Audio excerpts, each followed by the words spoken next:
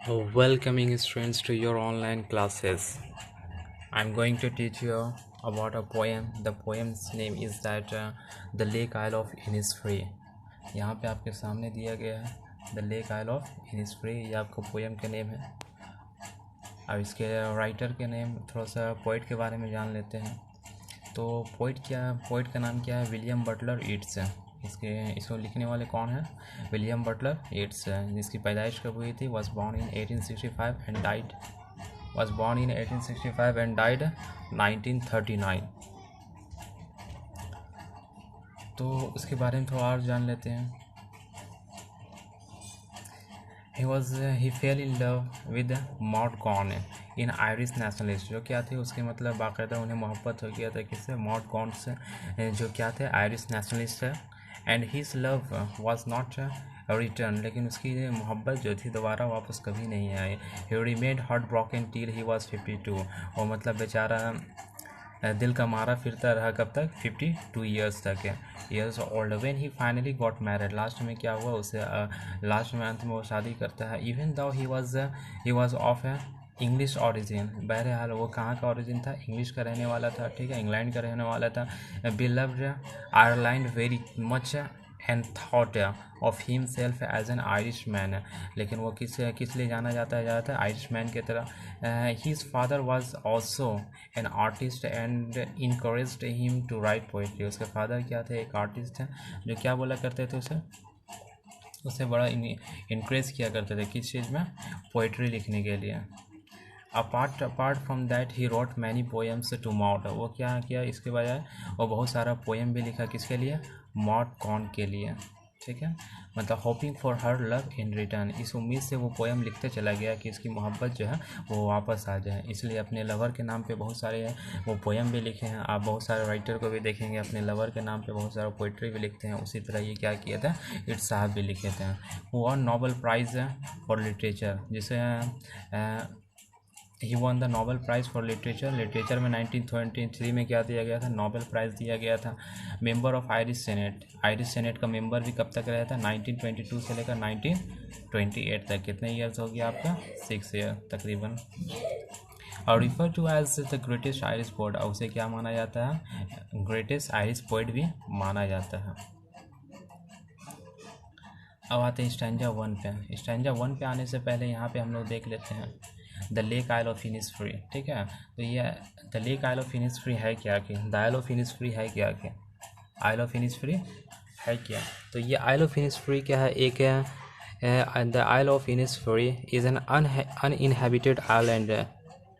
कहाँ पे है ये आपका? इन कंट्री स्लीगो में एक क्या है? एक आइलैंड है यहाँ पे, ठीक है। और यहाँ पे क्या किया जाता है? यहाँ पे ईट साहब क्या करते थे? अपना बचपना ज़्यादातर गर्मियों की छुट्टी में बिताने के लिए वहाँ जाया करते थे। ये क्या है? अनइनहेबिटेड आइलैंड है, ओके। तो अब आते हैं हम लोग पोएम पे पहुँचते हैं।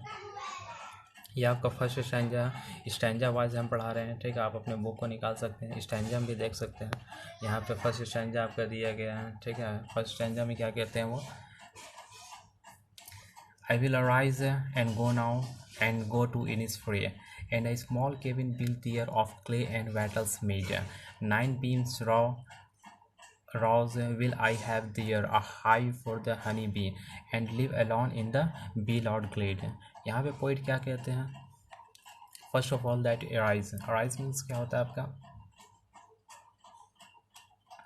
अराइज मीन्स क्या होता है? स्टैंड अप, ठीक है। क्या होता है आपका? स्टैंड अप होता है arise means. And next meaning दिया गया है यहाँ पे। और केबिन मीन्स क्या हो गया आपका? रूम हो गया, ठीक है। और next word is that vital भी है यहाँ पे, you can see here. Vitals दिया गया। वाइटल्स मीन्स क्या होता है? Twisted sticks for making fences walls, ठीक है। यहाँ पे फेंस बनाने के लिए, वॉल्स बनाने के लिए इसका इस्तेमाल किया जाता है। अ ग्लेड मीन्स क्या हो गया आपके? क्लियरिंग।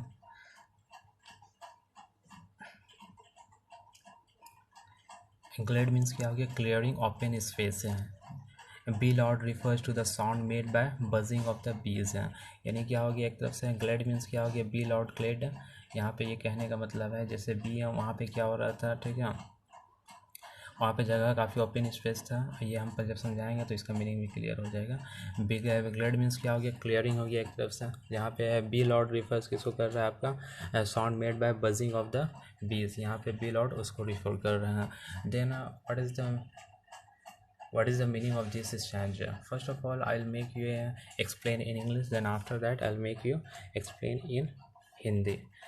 तो यहाँ पे क्या हो रहा है, पूरा ये फर्स्ट स्टैंजा का मीनिंग क्या हो जाएगा, I here refers to the poet. यहाँ पे आई कौन रिफर्स कर रहा है, ये पोएट को ही रिफर कर रहे हैं, ठीक है, क्योंकि पोएट ही अपने बारे में एक तरफ से बता रहे हैं, वही मतलब खड़ा होकर के इसके the lake isle of history के बारे में बता रहे हैं। तो I here refers to the poet, I here refers to the poet William Yeats. और कौन है poet, William Yeats.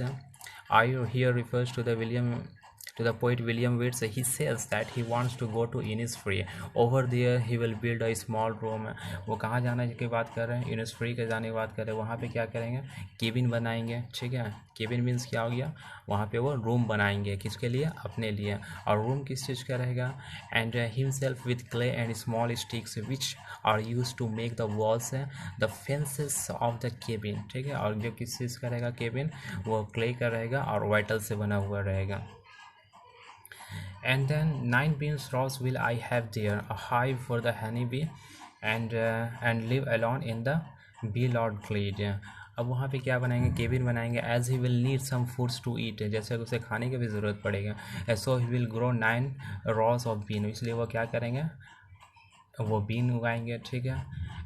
his room also he will get the honey from the honey bee alive. He says that open space where will build his room will be full of the buzzing sound of the bees, and over there he will live all alone in peace and tranquility. अब वहाँ पे क्या करेंगे, खाने की ज़रूरत पड़ेगा तो वो बीन उगाएंगे, ठीक है। अब वहाँ पे चारों तरफ क्या रहेगा, और हाइव रहेगा। हाइव से क्या निकालेगा, वो मध भी निकाल सकते हैं। चारों तरफ किसकी आवाज़ रहेगी, आपका बी लॉर्ड ग्लेड ही रहेगा। पूरा ओपन स्पेस में किसका रहेगा, बी लॉर्ड ग्लेड, यानी मधुमक्खियों की आवाज़ में पूरी फैली हुई रहेगी।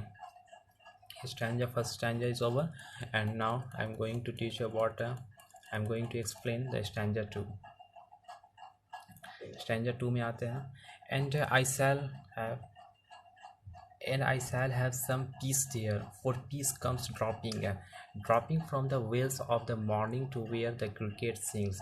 Their midnights all a glimmer, and a noon purple glow, and evening full of the linnet's wing. तो यहाँ पे कुछ वर्ड का मतलब दिया गया है, ठीक है, जैसे कि वेल यहाँ पे दिया गया। वेल्स क्या होता है, a piece of fine materials worn by women to protect और हाइड द फेस, ठीक है। जैसे मुस्लिम कंट्री में आप देखते होंगे, या फिर मुस्लिम के जो फैमिली होते हैं वो क्या करते हैं, एक ऊपर ब्लैक कलर का नकाब पहनते हैं, नकाब को भी आप वेल्स कहते हैं, ठीक है, पर्दा करना एक तरफ से।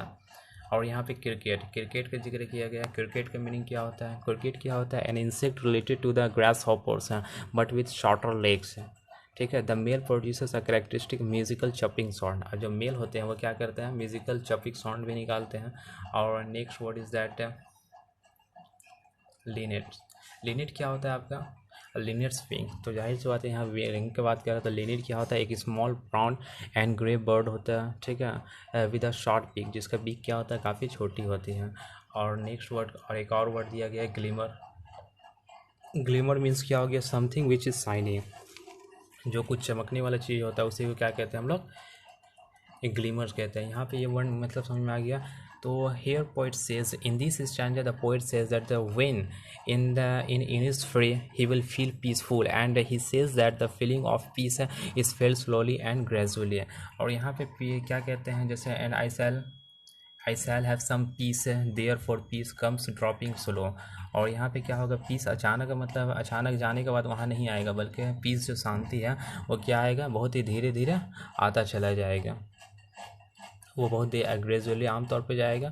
He describes how he would feel peaceful in the morning time when it is cloudy and the view it is not very clear, then it will appear as the morning has worn a veil and has hidden itself।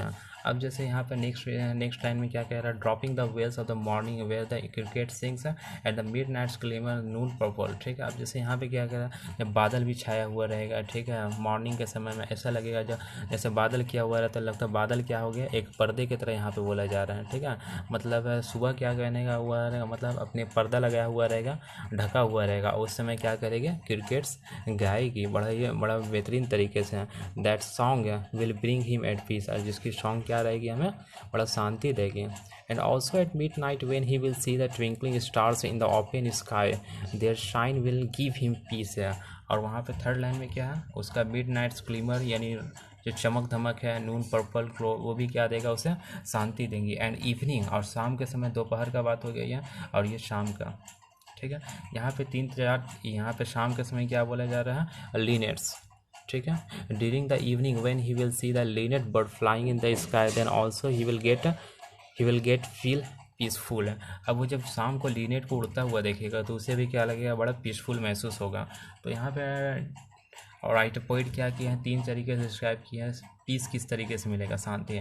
First क्या होगा, सुबह का, and means the midnight's glimmer, और फिर क्या हो गया, दोपहर का, और शाम का बात कर रहे हैं यहाँ पे।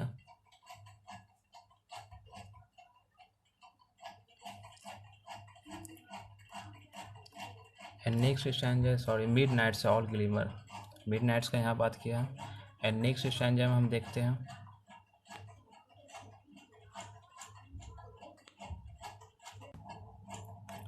तो यहाँ पे पोइट क्या किया है, 3 तरीके से डिफाइन किया है। एक तो मॉर्निंग हो गया, एक मिड नाइट हो गया, जिसमें क्या होगा, आपका स्टार कैसा रहेगा, स्टार भी शाइनिंग देगा, और फिर क्या होगा, शाम का बात किया गया। अब नेक्स्ट स्टैंजा में हम देखते हैं, third stanza and the last stanza. Stanza 3. I will arise and go now for always, night and day. I hear lake water lapping with low sounds by the shore. While I stand on the roadway or on the pavement's gray, I hear it in the deep heart's core.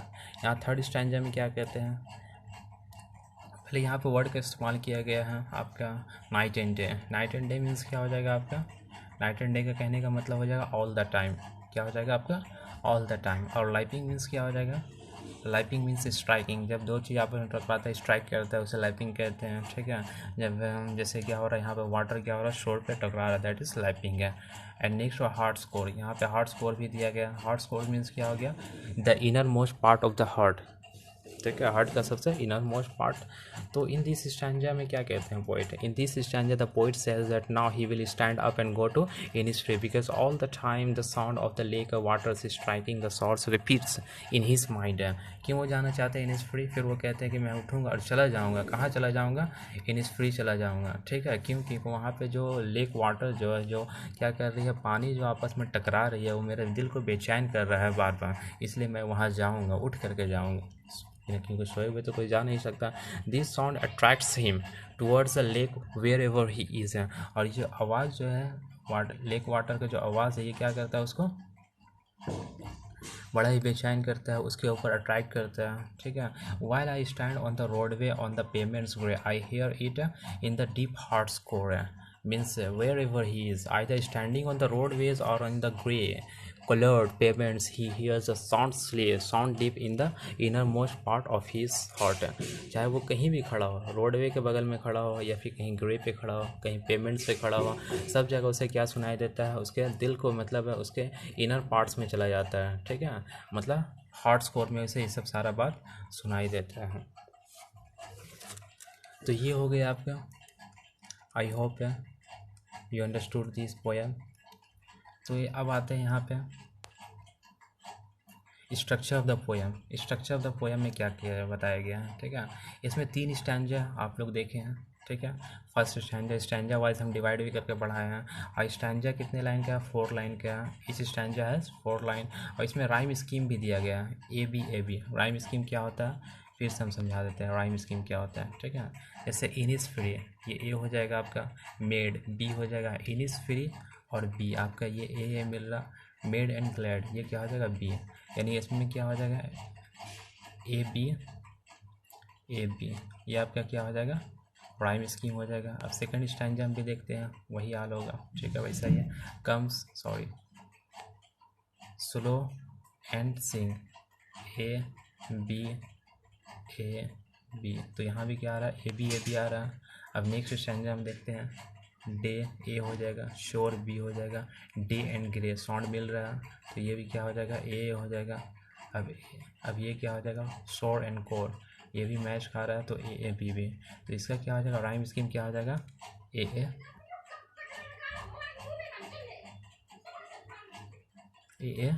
Sorry A B, ये हो जाएगा आपका rhyme scheme. Rhyme scheme creates a sense of harmony. ये rhyme scheme इसीलिए लाया जाता है क्योंकि ये हार्मनी क्रिएट करता है।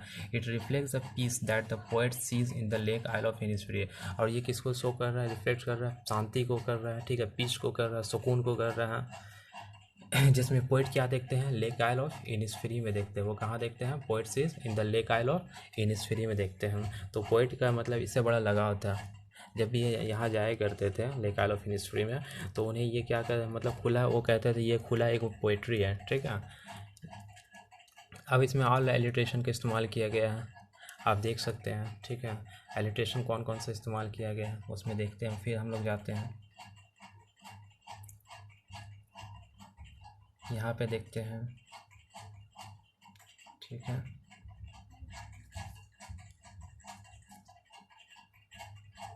देखिए हाइव हनी बी, ठीक है। तो हाइव और हनी बी में क्या आपको मिल रहा है, ये क्या हो जाएगा, एलिट्रेशन हो जाएगा। क्या हो जाएगा आपका, एलिट्रेशन। एलिट्रेशन के बारे में भी हम बता चुके हैं, ठीक है। ये क्या हो जाएगा, एलिट्रेशन हो जाएगा। एलिट्रेशन क्या होता है, यहाँ पे कौन सा साउंड आ रहा है, हाइव में आ रहा है और हनी बी में आ रहा है। क्या आ रहा है साउंड, एच का, एच साउंड का एलिट्रेशन हो जाएगा, ओके। और फिर नेक्स्ट देखते हैं और कहीं दिया हुआ है, और नहीं है यहाँ पे।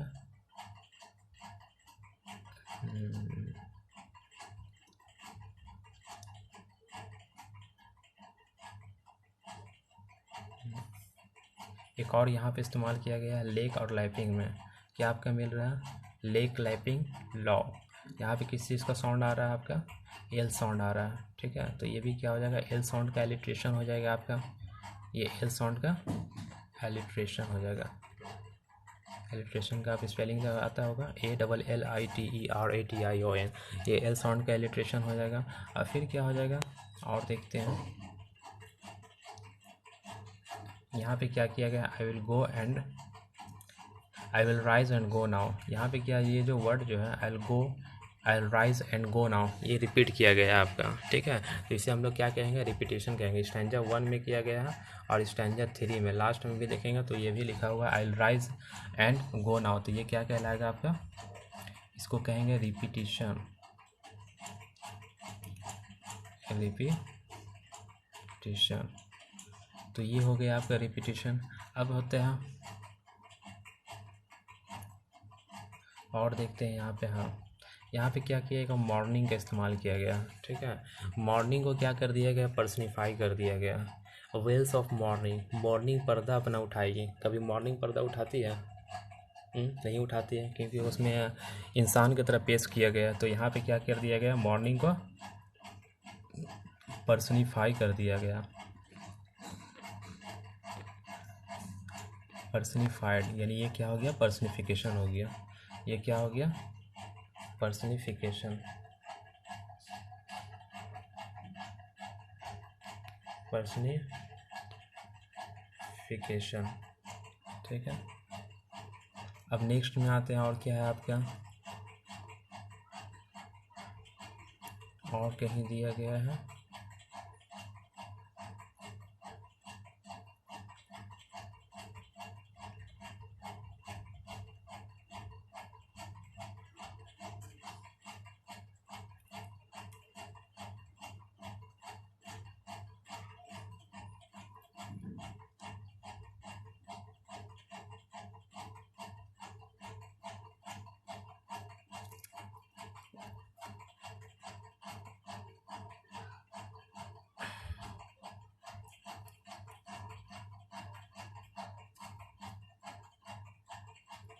और यहाँ पे क्या किया गया, वेल का इस्तेमाल किया गया, ठीक है। वेल क्या होता है, जैसे मॉर्निंग तो पर्दा उठाती नहीं वेल, तो ये किसको कंपेयर किया गया, एज अ क्लाउड की तरह, ठीक है। क्लाउड्स को कंपेयर किया गया किससे, वेल से। तो यहाँ पे डायरेक्ट लिख दिया गया, क्लाउड्स ना लिख करके वेल लिख दिया गया। तो ये क्या हो जाएगा आपका, मेटाफर हो जाएगा, क्योंकि मेटाफर हम लोग जानते ही हैं वो क्या करता है, डायरेक्ट किसी को भी उसमें डायरेक्ट इंडिकेट कंपैरिजन होता है, ठीक है, कंपैरिजन रहता है लेकिन उसमें हैज़ और लाइक का इस्तेमाल नहीं होता। तो ये क्या हो जाएगा आपका मेटाफर हो जाएगा। तो ये क्लियर है आपका, ये मेटाफर हो गया क्योंकि इसको क्या किया गया एज अ क्लॉड की तरह इस्तेमाल किया गया है। तो ये हो गया आपका सारा figure of speech related device भी समझ में आ गया होगा, आई होप है। तो I hope you have understood this poem and haven't got any doubt. If you have got any doubt you can ask me and comment me. Thank you so much. It is a Lake Isle of Innisfree.